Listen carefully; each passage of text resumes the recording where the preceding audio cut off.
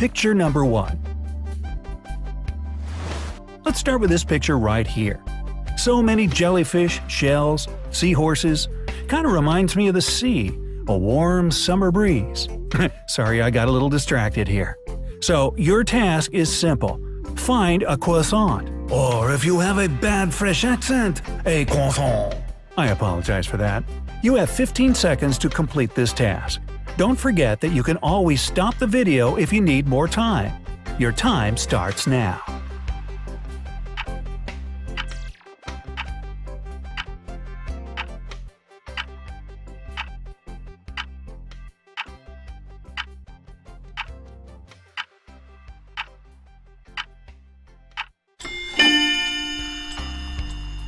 And that's it.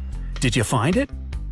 It's right there, on the right side of the picture, between this big shell and jellyfish. That was quite easy, right? But don't relax just yet.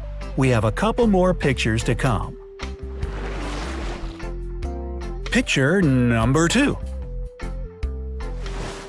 Even more jellyfish! I clearly cannot stop thinking about seaside. But let's get back to our test.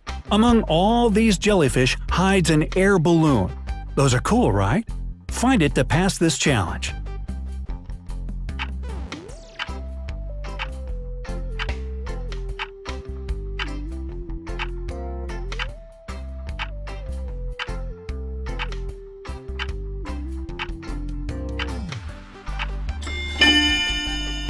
This one is a bit harder, right?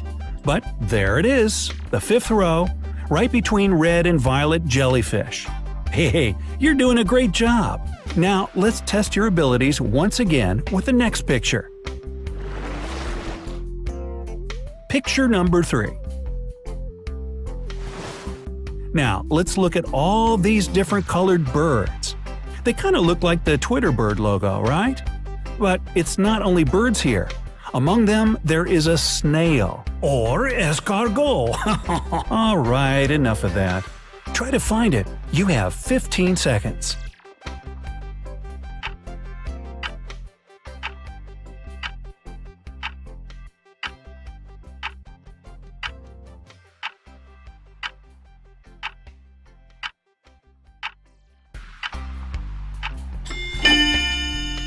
Took me some time to find it, but here it is, second last row, between these two cute bluebirds. Did you find this challenging? Don't relax just yet. Let's see what we prepared for you next.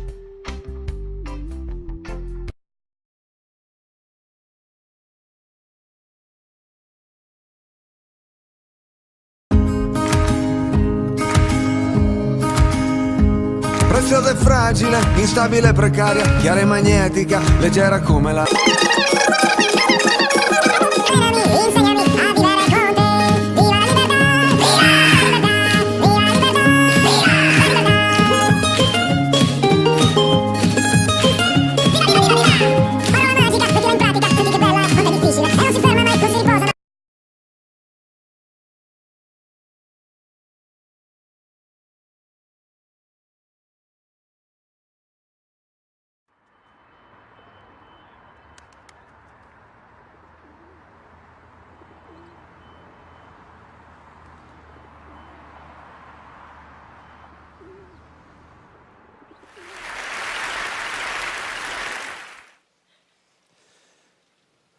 Hear that? That's nothing. Which is what I, as a speaker at today's conference, have for you all. I have nothing. Nada. Zip. Zilch. Zippo. Nothing smart. Nothing inspirational. Nothing even remotely researched at all. I have absolutely nothing to say whatsoever. And yet, through my manner of speaking, I will make it seem like I do. Like what I am saying is brilliant. And maybe, just maybe, you will feel like you've learned something. Now, I'm going to get started with the opening. I'm going to make a lot of hand gestures. I'm going to do this with my right hand. I'm going to do this with my left. I'm going to adjust my glasses. And then I'm going to ask you all a question. By show of hands, how many of you all have been asked a question before? OK, great. I'm seeing some hands. And again, I have nothing here. Now, I'm going to react to that and act like I'm telling you a personal anecdote. Something to break the tension, something to endear myself a little bit, something kind of embarrassing. And you guys are going to make an awe sound. It's true. It really happened. And now I'm going to bring it to a broader point. I'm going to reel you back in. I'm going to make it intellectual. I'm going to bring it to this man right here. Now, what this man did was important, I'm sure. But I, for one, have no idea who he is. I simply Google image the word scientist. And now, you see, I'd like it to seem like I'm making points, building an argument, inspiring you to change your life, when in reality, this is just me buying time. Now, if you don't believe me, let's take a look at the numbers. This is a real thing that's happening right now. The number of talks that I'm giving is 1. Interesting facts imparted thus far in said talk, well, that's going to be a 0. My height in inches is 70.5. Note the 0.5 there. 2 times 6 equals 12. And then interestingly enough, 6 times 2 also equals 12. That's math. 352 is a 3-digit number. 1, 2, 3, 4, 5. And then almost immediately following that, we get 6, 7, 8, 9, 10. Now, to add more filler here, I'm going to give you a couple more numbers to consider. 18, 237, 5,601, 2.6 million, 4, 24, staggering. These are real numbers, all of them. And to follow that up, let's take a look at some graphs. Now, if you take a look at this pie chart, what you're going to see is that the majority far exceeds the minority. Everybody see that? Cool, isn't it? And let's take a look at this bar graph because it shows similarly irrelevant data. Now, I'm doing this because I'd like to make it seem like I've done my homework. If you were, say, watching this on YouTube with the sound off, you might think, okay, this guy knows what he's talking about. But I don't. I'm floundering, panicking, I've got nothing. I'm a total and utter phony. But you know what? I was offered a TED Talk. And damn it, I'm going to see it through. Now, if you take a look behind me, these are just words paired with vaguely thought-provoking stock photos. I'm going to point at them like I'm making use both of my time as well as your time, but in reality, I don't know what half of them mean. And now, as these continue, I'm just going to start saying gibberish. Wagga wah, gabba gabba, turkey, mouth in a mouth, chip, trip, my dog Skip. Rip it and dip it, Richard. I'm an itty-bitty baby bopper, and I'm hungry in my tum-tum. Brad Pitt, Uma Thurman.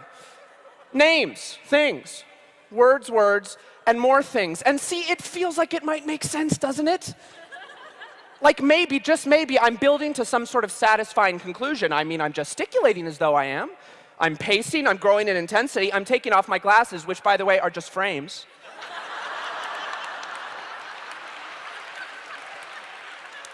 I wore them to look smart, even though my vision is perfect. And now I'm going to slow things down a little bit. I'm going to change the tone. I'm going to make it seem like I'm building to a moment. And what if I was? Amazing, isn't it? What can you do? Life's a roller coaster. You know, if there's one thing you take away from my talk, I'd like you to think about what you heard at the beginning, and I'd like you to think about what you hear now. Because it was nothing, and it's still nothing. Think about that. Or don't, that's fine. And now I'm going to stop talking. Thank you.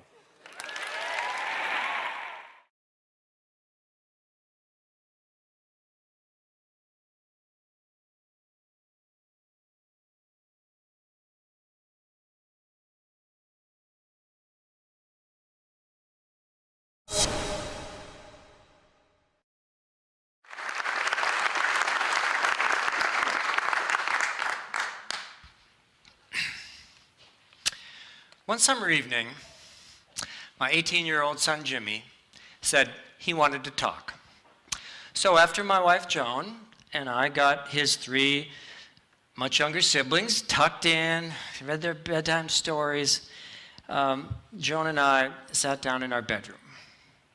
Jimmy came in and closed the door behind him. And he sat down on the chair across from the bed where we were sitting. He says, "Mom and Dad, I have something important to tell you, and it's not a problem, it's not a bad thing, it's just different." We said, "Okay." And he looked at us in earnest, and he said, "I'm gay." So after a few seconds of deafening silence, Joan takes a deep breath and says, "Jimmy, we will love whoever you love." That was about 12 years ago when he came out to us, and I'll have to admit that at the time, Joan and I did think this could be a problem for his safety, even. And as his father, I had this feeling that somehow I had failed him, and maybe because of that, he wouldn't have a chance to have kids of his own.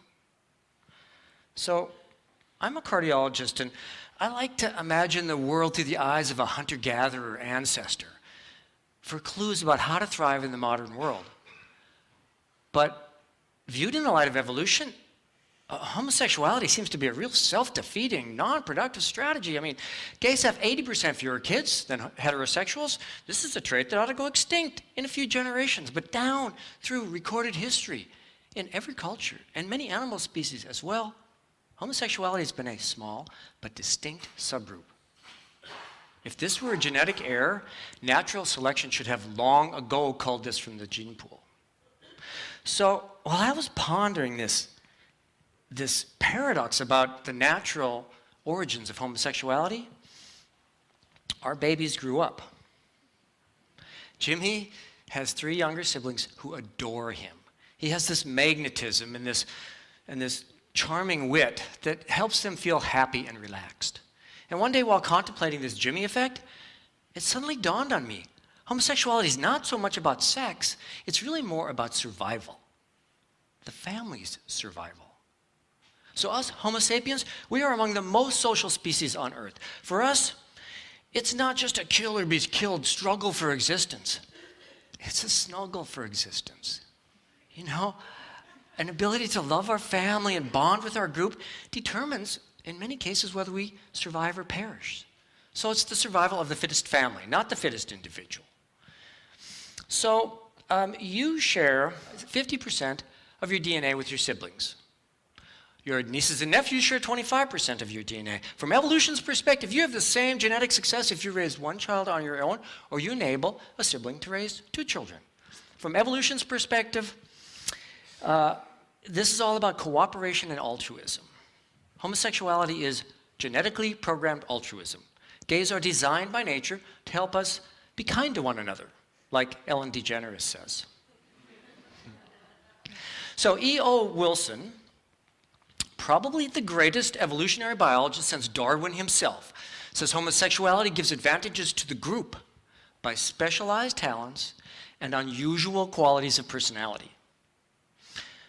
So a society that condemns homosexuality harms itself. So what does Professor Wilson mean by unusual qualities of personality? Well, let me tell you about our dear family friend, Jenny. She is 35, single, straight.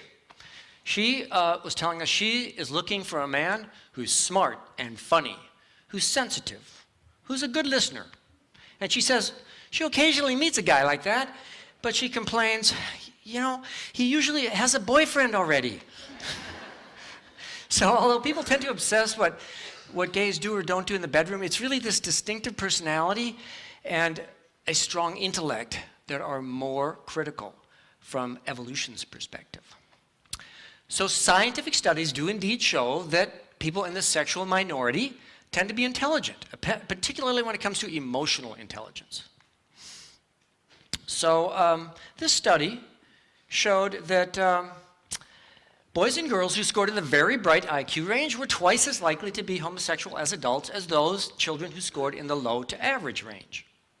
And among gay males, On psychological testing, those who scored the gay males tend to score higher in metrics of compassion and cooperation, and lower in metrics of hostility. So if Michelangelo had been straight, he might have just wallpapered the Sistine Chapel. Songwriter Sam Austin says, homosexuality is God's way of assuring the truly gifted aren't burdened with children.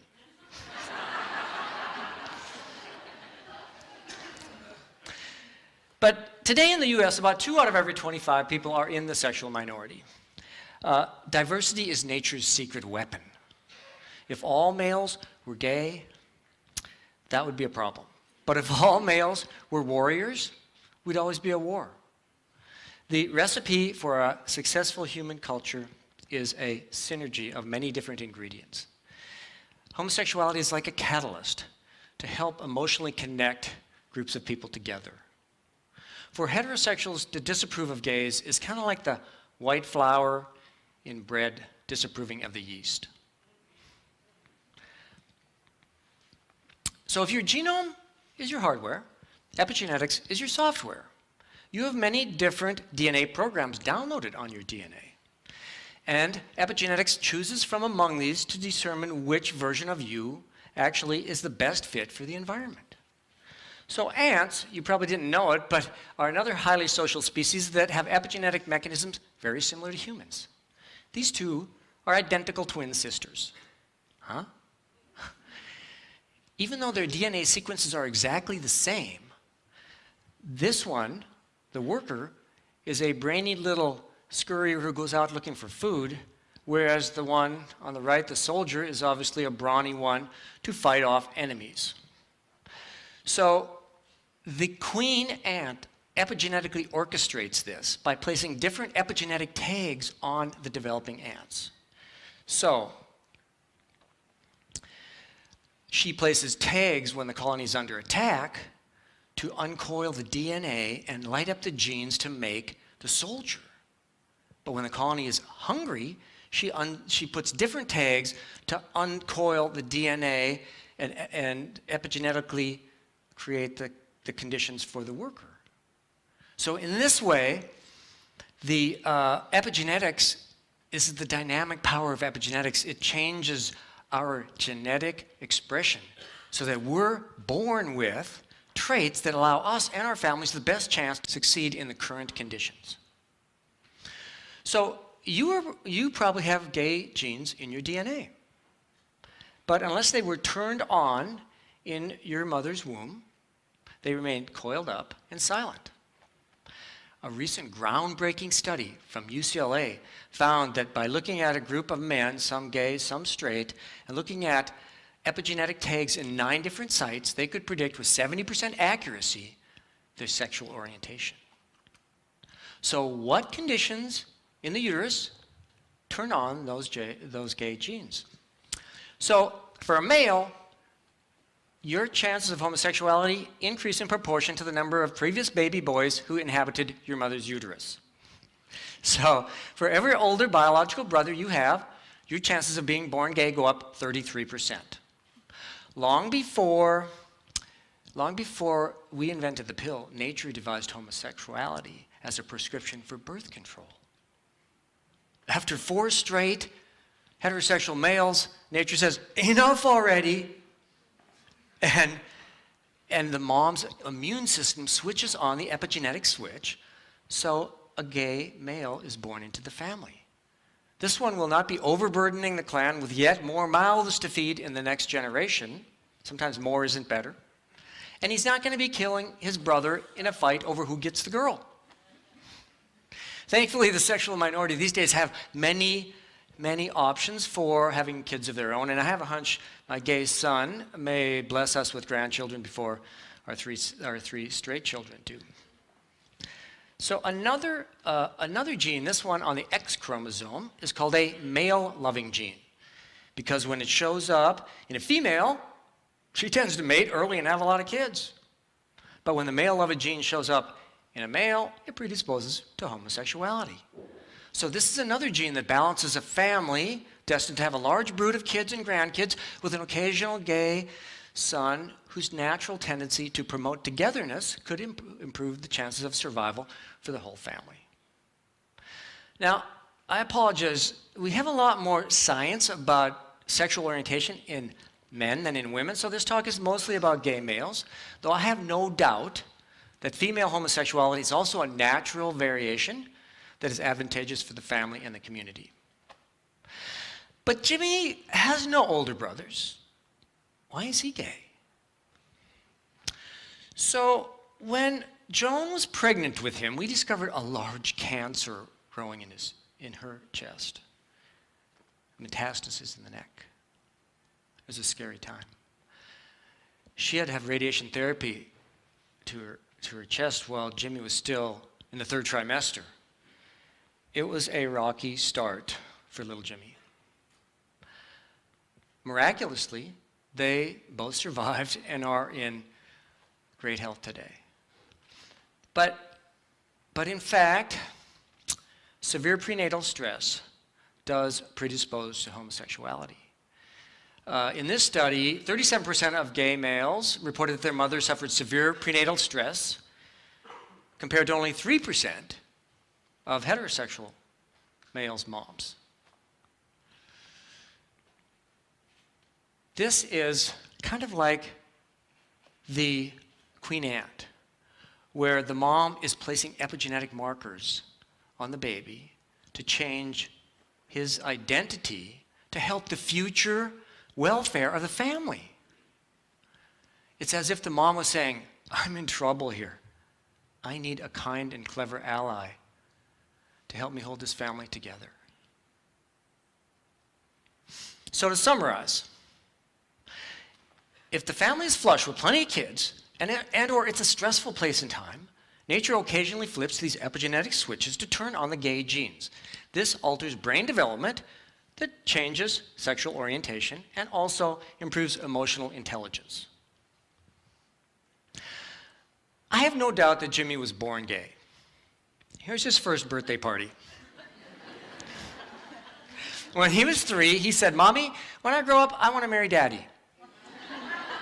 Now, some parents send their kid away, to well-meaning parents to a conversion camp to pray away the gay. You might as well send the kid to a camp to convert his eye color from brown to blue. Not happening. So, but Jimmy is like social glue holding our family together. You know, whether his brother Evan gets beat up in a bar fight, or his sister Caroline gets dumped by a boyfriend, or his sister Kathleen gets busted for plagiarizing Wikipedia. They know Jimmy's made them feel like they belong to something bigger than their problems. So, storytelling is the great survival skill of the Irish, and right here in Dublin, 162 years ago, one of your finest storytellers was born, Oscar Wilde. Oscar went away to the University of Oxford, where he met a young poet named Bosie Douglas. Their long-standing, openly gay relationship infuriated and humiliated Bosie's father, Lord Queensberry. I'm not making this up. who was so mad that he eventually had Oscar arrested for gross indecency, thrown into a dungeon for 2 years of hard labor. Oscar died 3 years later, a young man. Oscar wrote, "Always forgive your enemies. Nothing annoys them so much." But these days, open homophobia is being replaced by more of a subtle heterosexism, where people in the sexual minority are often considered second-class citizens. Boy George says there's this illusion that homosexuals have sex and heterosexuals fall in love. That's completely untrue. We all want to be loved. I agree. Among all the things in life it'd be hardest to live without, love would come first. But indoor plumbing and toilet paper are pretty high up there too, right? I want to tell you about one more study. This one, a heartbreaking nationwide study from the US that looked at US teens, and they found that those in the sexual minority were twice as likely to be bullied, 5 times more likely to have attempted suicide. 29% of gay teens had tried to kill themselves. These days, around the world, many countries, it's illegal to have same-sex physical intimacy. In many countries, it's punishable by death. In the red countries, it's punishable by imprisonment. In India, the law states 14 years to life because homosexuality is against the order of nature. Except that it's not. Nature prescribes homosexuality at specific times and places and endows these people with special traits to help the people around them flourish. What is against the order of nature is the ongoing persecution of the sexual minority. These are not confused or defective people that need to be cured or punished or ostracized. They need to be accepted for who they are and embraced. They make us better. If you'd have told me 30 years ago, as I held my baby boy, that he would grow up to be gay, I would have been devastated. But looking back, I see Mother Nature knew what she was doing. Her clairvoyant intelligence, forged during eons of evolution, instinctively knew my family would need the advantages of a gay son. Now, admittedly, the science of homosexuality is still in its infancy.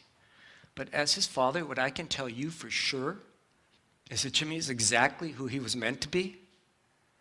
And my family is stronger and happier because he's in our clan.